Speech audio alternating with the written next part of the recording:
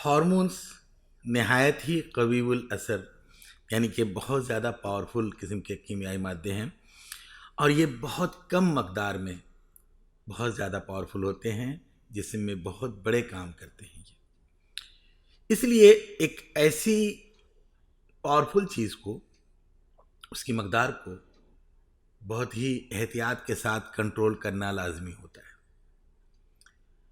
इसके लिए जिस्म में एक सिस्टम बना हुआ है, एक तरीका है जिस्म का, जिसे हम फीडबैक कंट्रोल कहते हैं।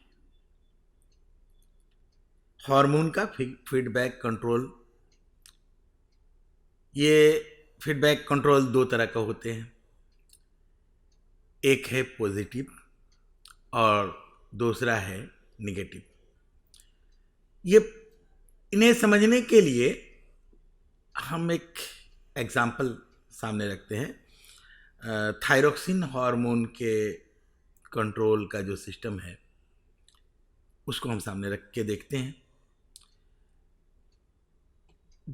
पहले हम देखते हैं positive feedback control of thyroxine hormone. जब कभी खून में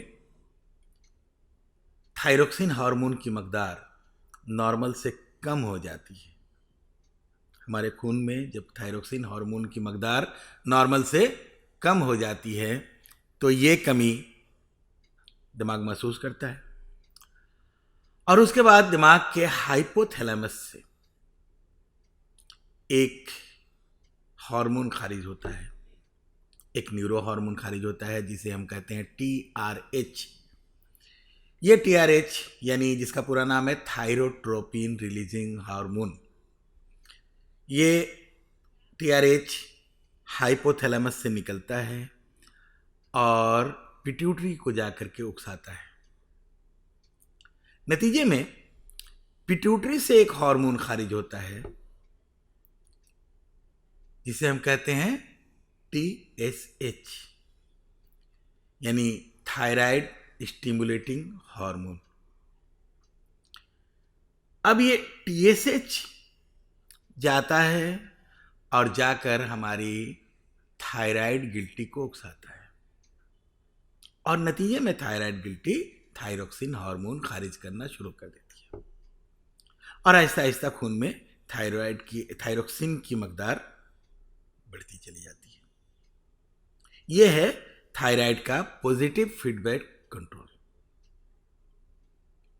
अब इसका नेगेटिव भी है, यानी कभी जब ऐसा होगा कि खून में थायरोक्सिन की मकदार ज़रूरत से ज़्यादा बढ़ जाती है तो अब उसे रोकना ज़रूरी है, वरना जाहिर है किसी भी हार्मोन की कमी से भी बीमारियां होती हैं और ज़्यादती से भी। तो अब उसे रोकना ज़रूरी है और रोकने के लिए सबसे पहला काम, दिमाग जब ये महसूस करता है कि ये हार्मोन ज़रूरत से ज़्यादा हो गया खून में, तो दिमाग हाइपोथैलेमस को TRH का अखराज करने से रोक देता है।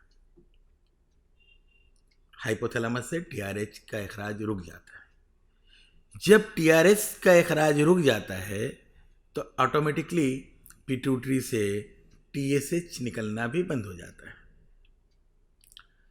और जब TSH का अखराज रुक जाता है तो थायराइड गिल्टी थायरोक्सिन हार्मोन खारिज करना भी बंद कर देती है और इस तरह फिर थायरोक्सिन हमारे खून में आहिस्ता आहिस्ता कम हो जाता है। इस तरह पॉजिटिव और नेगेटिव फीडबैक कंट्रोल सिस्टम्स की मदद से हमारे जिस्म में थायरोक्सिन हार्मोन का अखराज हमेशा कंट्रोल में रहता है।